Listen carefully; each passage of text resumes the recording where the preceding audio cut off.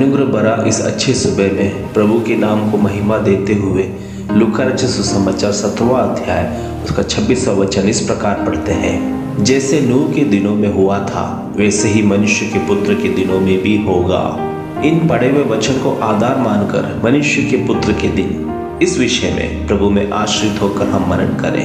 परमेश्वर का दिन जो है पुराने नियमों में भविष्यवक्ताओं के बीच का मुख्य विषयों में से एक था।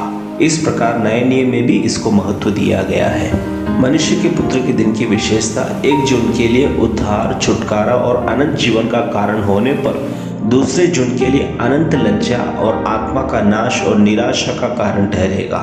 पढ़े हुए वचन भले ही छोटा क्यों ना हो, परंतु नूह के समय में घटी हुई घटना के बारे में इसमें से हमें पता चलता है। नूह के समय में जल प्रलय आया और संसार नष्ट हुए, परंतु नूह और उसका परिवार नाव में चढ़कर बच पाया। ऐसी एक छुटकारात्मक आशा के बारे में हम यहाँ पाते हैं। इस उद्धार के जहाज में जब हम प्रवेश करते हैं तो कोई भी जल प्रलय हमें नष्ट नहीं कर सकती है, क्योंकि वास्तविकता में छुटकारा का जरिया प्रभु यीशु मसीह में सुनिश्चित है। मनुष्य के पुत्र के दिन आने से पहले सभी मनुष्य के पुत्र का इंतजार कर रहे होंगे। पूरा मानव जाति उद्धार पा लेगा, एक भी व्यक्ति बिना उद्धार पाए नहीं रहेगा, ऐसी गलतफहमी में ना होने पाए। अतः प्रभु के आने में देरी के पीछे एक और आत्मा बच जाए, इस सोच के कारण से प्रभु के आने में देरी हो रही है। परंतु यह सही हो ऐसा नहीं है।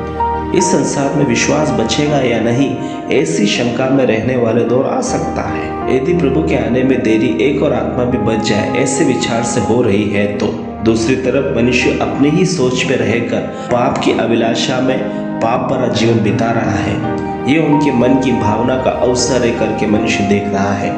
आखिर में क्या होगा? किसी के चित्त में ना रहते समय मनुष्य का पुत्र प्रकट होगा। इसलिए हम नूह के समान हमारे पीढ़ी निष्कलंक और धर्मी बनकर परमेश्वर के साथ चलने वाले हो। हर पल जब हम जीवन बिताते हैं, हमारी इच्छा यह होना चाहिए, परमेश्वर एक कदम और आपके करीब आने में मेरी मदद करना है, ऐसा होना है। हम पूर्ण हैं, ऐसी चिंता हम में आए तो हमारा हृदय कठिन होता रहेगा। इसके विपरीत एक कदम और परमेश्वर के करीब आने की इच्छा के साथ नूह के समान परमेश्वर के साथ चले। मनुष्य के हृदय के विचारों में दुष्टता भरा हुआ इस युग में दुष्टता भरा जीवन बिताकर मनमर्जी करते हैं तो जीवन बिताने का एक ही इच्छा, खाना पीना, मौज करना, शादी करना, शादी में प्रदर्शन करना, इस तथ्य के साथ सिर्फ शारीरिक अभिलाषा ही को प्रोत्साहन करते हुए मनुष्य जीवन बिता रहा है। आज युवाओं के मध्य में विवाहित होकर बच्चों के साथ जीवन व्यतीत करने की एक मनसा नहीं है। विवाहित हुए लोग भी स्वयं के परिवार से लगाव नष्ट हो गया है। सही रीति से विवाह करके परिवार को सुचारू रूप से चलाए, यह एक पुरानी रीति बनकर रह गया है। अभी जो स्त्री व पुरुष पसंद आ जाए वह दोनों बिना विवाह किए एक साथ रहते आनंद करते हैं, लेकिन ऐसी बेलगाम अवस्था में मनुष्य बदल रहा है। पहले विवाह किससे करना है उसका निर्णय माता पिता और आत्मिक नेतृत्व का निर्णय होता था, परंतु आज एक दूसरों को जानने के लिए विवाह से पूर्व डेटिंग जैसे रिश्ते बनाते हैं और विवाह से पहले शारीरिक संबंध होने से गर्भधारण के कारण गर्भपात करवाने की अवस्था तक पहुंच जाते हैं। प्रिय श्रोतागणों, याद रखना, मनुष्य के पुत्र के दिन तमाम अनैतिकता में परमेश्वर का न्याय होने का समय आएगा। उस न्याय विधि में हमारा नाम ना गिना जाने के लिए जिस तरह नूह और उनके परिवारों ने जहाज में सवार होकर रक्षा को प्राप्त किया था, उसी प्रकार संसार के सभी कलंक से बचकर पवित्रता में अपने जीवन को बिताए मनुष्य के पुत्र के दिन के लिए तैयार होवे।